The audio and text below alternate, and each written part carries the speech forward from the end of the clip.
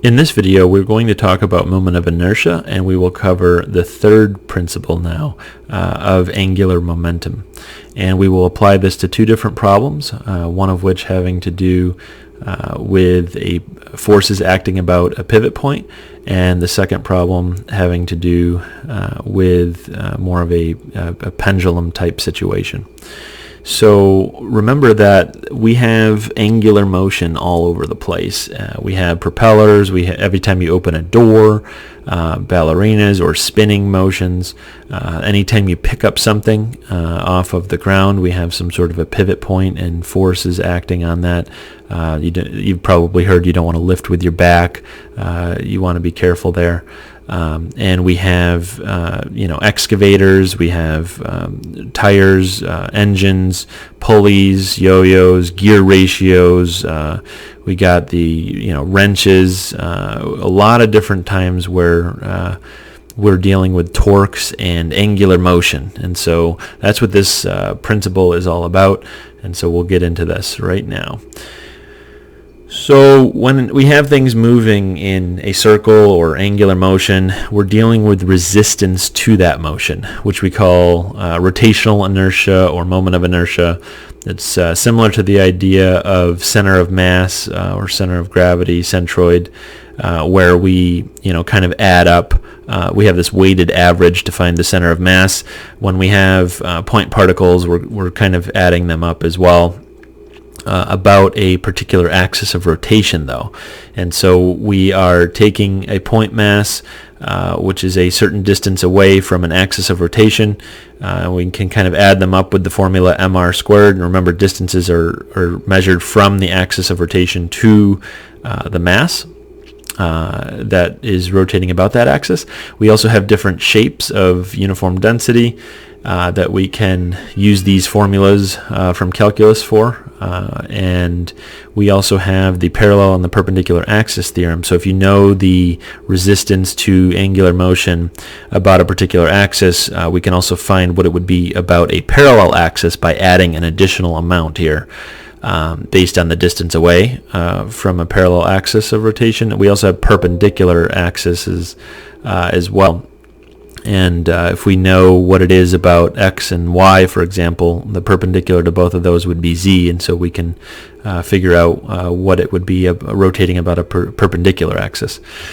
So the angular momentum principle here is really what we want to talk about. It's this idea where we have this linear or translational motion versus angular or rotational motion.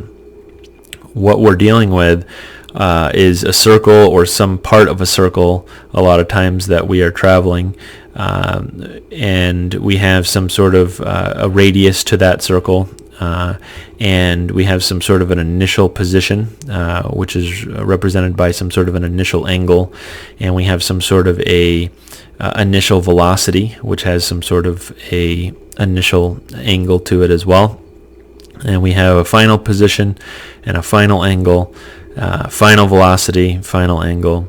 And what we'll do, instead of up and to the right is positive, down and to the left is negative, to indicate direction, what we'll do when we're traveling in circular motion is, if you remember, a coordinate system kind of goes from like 0 right to 90 to 180.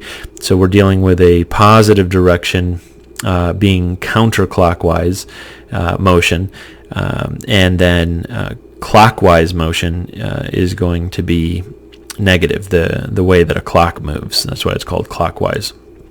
And so what we'll deal with here is this angle, which we could define, which corresponds to a particular arc length that was traveled about that circle. And what we want to do is talk about, instead of linear stuff, we want to talk about these angular terms. And so we're going to deal with a cross product between two vectors. So if you take this radius vector and cross product with the velocity, we can get this new vector, which is the angular velocity, and we can do the same thing for acceleration, and we get some sort of an angular acceleration. And when we do a cross product, we're going to get a third vector, And so when we do that, we can use the right hand rule. So you take your right hand, not your left hand, and you put your fingers in the direction of the first vector. You curl your fingers in the direction of the second vector, and then your thumb will point in the direction of the third vector. And so these vectors are actually kind of weird, but they're like, if we have motion like this, we would have the angular velocity vector actually pointing up here, perpendicular to the first two. So the directions can get somewhat tricky, but that's what the right hand rule is all about.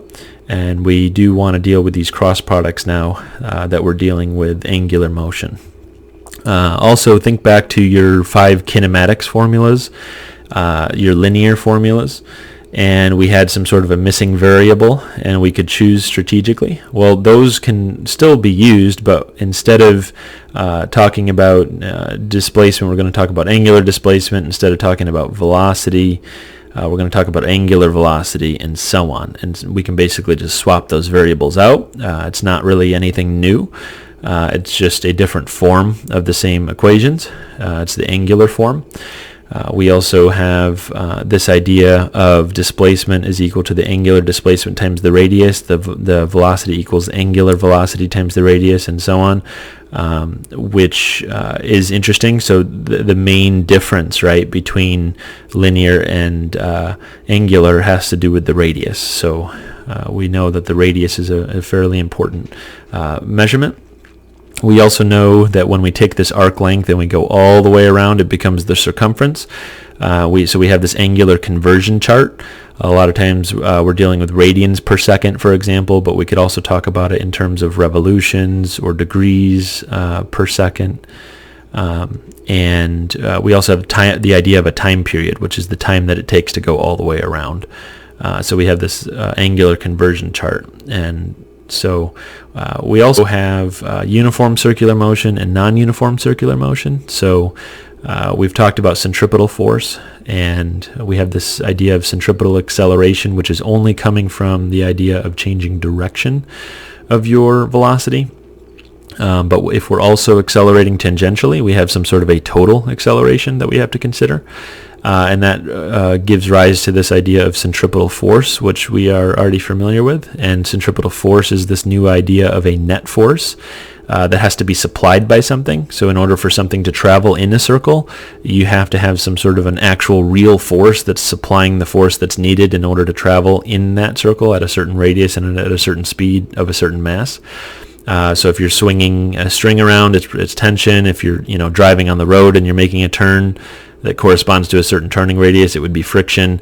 If you're on a roller coaster, it might be the normal force. If you're talking about satellite orbit or something like that, it might be gravity. So we also want to kind of finally get to this angular momentum principle.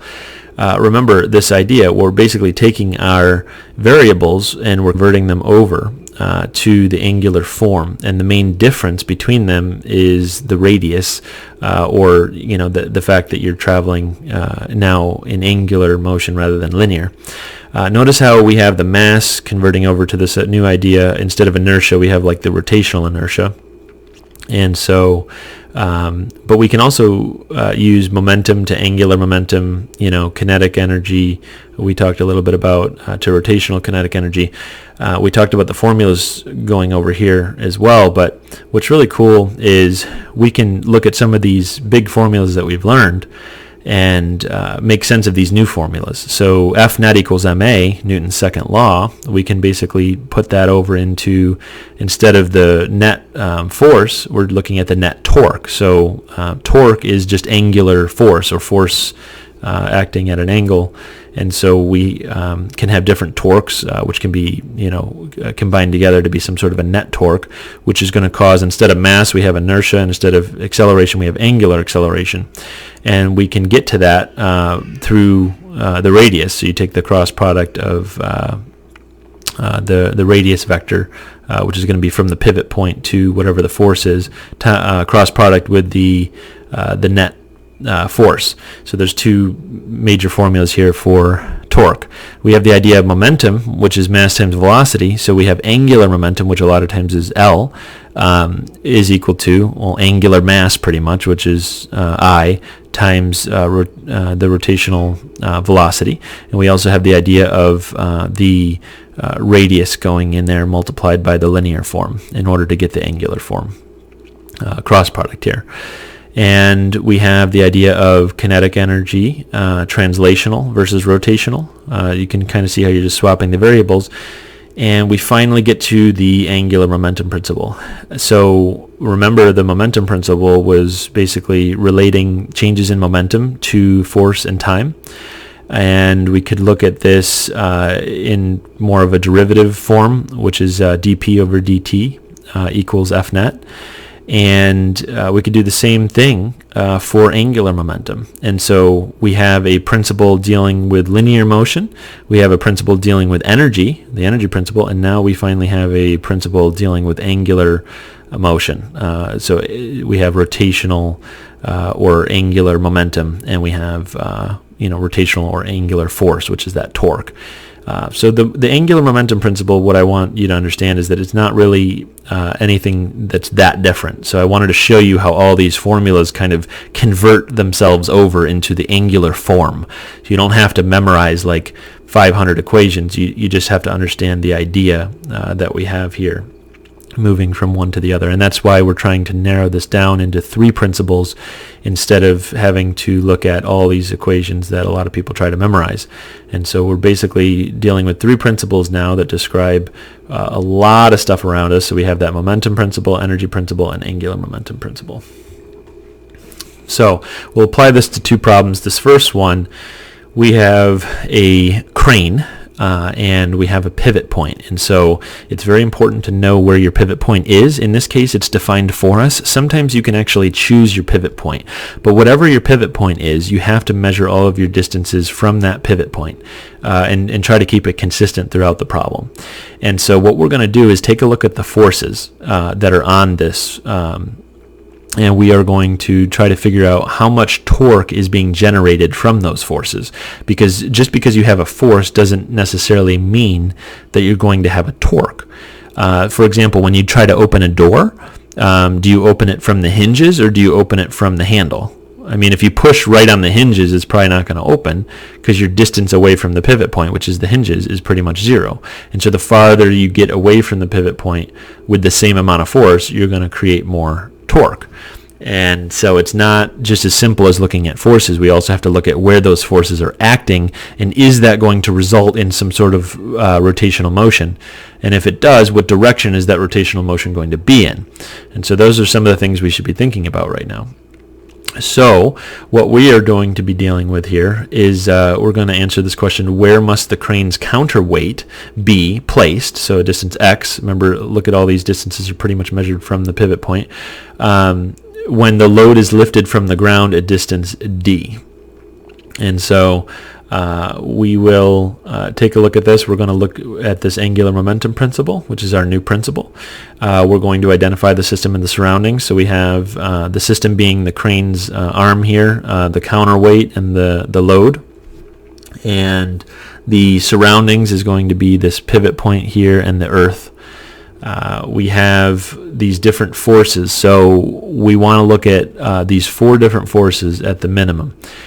We have the weight of the counterweight here, and we have the pivot point providing a force upward, and we have the force from the weight of the arm, which we can assume that it's basically uniformly distributed, so it's going to be L over 2.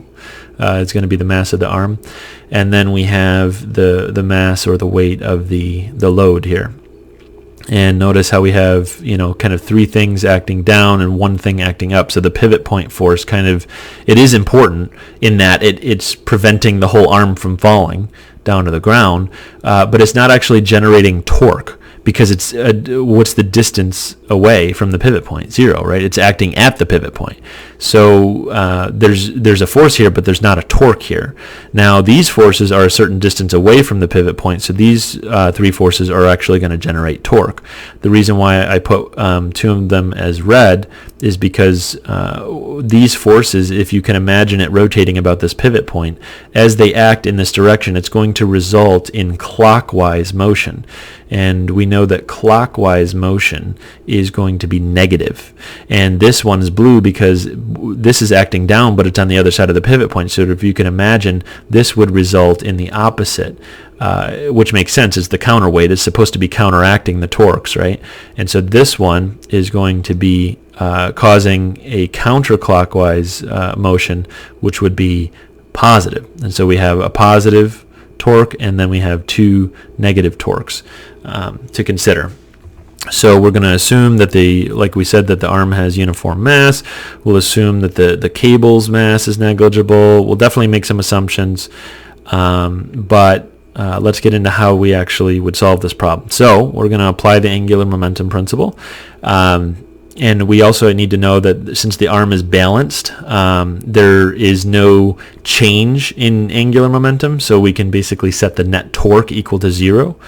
And we will see what that looks like here. So we're going to apply the angular momentum principle, which is this, and we're going to add up all the different torques. So we have 4 different torques. Remember, one of them is going to be 0, basically, the torque at the pivot point. And we know that the sum of all of these torques is going to be 0 because there's no net torque overall. And so we'll use the definition of torque, which is the cross product of R. And now this R vector is from the pivot point out to along the arm to wherever the force is. Cross product with whatever the force is. And so we have the torque coming from the arm, which is L over 2 minus E. So if you notice, L over 2 is where, like halfway on the arm is where the weight of the arm is basically going to act, the center of mass of the arm. But from the pivot point, that's actually L over 2 minus E. So that is how far this force is going to be from the pivot point, multiplied by the mass of the arm. And we also said that that is going to be negative torque, so we know where that negative sign is. We have the load here, which is also going to be negative, and that's a distance A from the pivot point. And we have the counterweight, which is X away from the pivot point, but we know it's going to be positive because it's going to be generating counterclockwise motion. And we have the torque from the pivot point, like I said, at 0. So what we'll do is we will sum all those torques together, and we will put them into, do some algebra, and we can solve for x, right? And so once we add them all up and set them equal to 0, we get an expression for x, which is how far that counterweight needs to be away. And it's important to kind of note 3 different things here. So if the counterweight was instead positioned closer to the pivot point, there would be a rate of change of angular momentum. So it would start, it would not be a net torque of 0 anymore. And you would have angular acceleration in the clockwise direction. So this would, if you move this closer to the pivot point, this is not going to be providing as much torque to resist the clockwise motion. Now, the second thing would be if the counterweight was positioned farther away, now you would have more weight coming from the counterweight, and maybe too much, and then it would start to maybe do some counterclockwise motion. And then if it remains fixed in this position, but the load moves farther away, then again, the load is, if the load moves farther away, it's going to be generating more torque, which is going to cause some clockwise motion. And so that's the general idea of how you solve these torque problems, is you look at where the forces are acting and you ask yourself which one of those forces are, generating torque, how much torque is it generating, how far is it away, what kind of torque, clockwise or counterclockwise, and then you kind of set it up into a torque net equation, similar to an F net equation. And so hopefully this problem 1 illustrates that. For problem 2, we're going to consider a pendulum here, and it consists of a mass with a certain radius, and we have this idea of also a rod here, a metal rod of length L and mass little m, and the disc cannot rotate. It's basically set up like that. It cannot rotate about an axis through its center of mass, and the pendulum is moved to an angle theta with respect to the vertical, and then you let it go. And when it reaches its lowest position, it has a certain angular velocity to it, right? It has a certain tangential velocity, which corresponds to some sort of a pivot point, which is a circle, pretty much. It's part of a circle. So we have some angular motion here. And what we'll do is we can look at the moment of inertia of the rod, which is 1/12 ml squared, and we will have 1/2 mr squared from the disk. And the problem here is, what is the total angular momentum of the system about the pivot when it reaches the lowest position? So we're going to use the angular momentum principle here. We will assume that all the speeds are much, much less than the speed of light. There's no friction, no air resistance. The rod and the disk are uniform such that we can use these equations and so on. We will identify the system as the disk and the rod, and the surroundings is basically nothing. And there's two ways to solve this problem. One, we could look at the translation and rotation, and we're dealing with the pivot point and the center of mass. Or we could combine them into just pure rotation about the pivot point, and we'll see how each of those work. So for the first case here, we could look at the total angular momentum coming from the rotation of the center of mass, because we're given the moment of inertia about the centers, and we could add on the translational about the pivot. And so we basically have 4 different terms here, 2 for the rod and 2 for the disk. And we have our formulas for the rod as 1/12 ml squared, and we got to multiply by omega because the angular momentum is I omega. And so we can do that for the disk as well. And then we have to consider that additional translational piece about the pivot. And so we have to add that on for the rod and the disk. And when we do that, we can basically add everything up together, and we get this expression for the total angular momentum about the pivot point. Now, the second method, we can make use of just the rotation about the pivot point, and we can actually use the parallel axis theorem here. And so we're going to convert these formulas here so that instead of giving the moment of inertia about the centers, we can give the moment of inertias about a axis that is parallel to that, a certain distance away. And what we'll do then is we'll, instead of having 2 different expressions for the rod, we're just going to combine that into one. And instead of using just the moment of inertia of the rod, we actually have to add on that additional amount. So in order to get to a parallel axis here, we're going to move a distance of L over 2 away. And so using that parallel axis theorem, we have the moment of inertia about the center plus the mass times, that L over 2 squared. And that would be your singular expression here for the rod. And we can simplify that down, and then we are going to combine these two into one as well, and we will take a look at this here, which is a total of L away from the parallel axis, that pivot point that we want it to be at. And so we'll take the moment of inertia of the disk that they give us, and then we will add on an additional ml squared with the parallel axis theorem. And notice how we end up getting to the same result here either way. And so you can kind of see how the parallel axis theorem and the perpendicular axis theorem, they can come into handy, and we can end up simplifying some problems potentially, and just kind of streamlining the problem by looking at the resistance to the angular motion about a singular point. And that's it. So this is our first video on the angular momentum principle. We saw a torque problem with looking at net torque and forces acting at distances away from a pivot point. And here we are looking at just angular momentum again. We still have, kind of like that force of gravity acting a distance away, but this was less to do with force and more to do with angular momentum, this problem. And so hopefully the idea of angular momentum, angular motion, torque is making a little bit more sense. We will see you in the next one.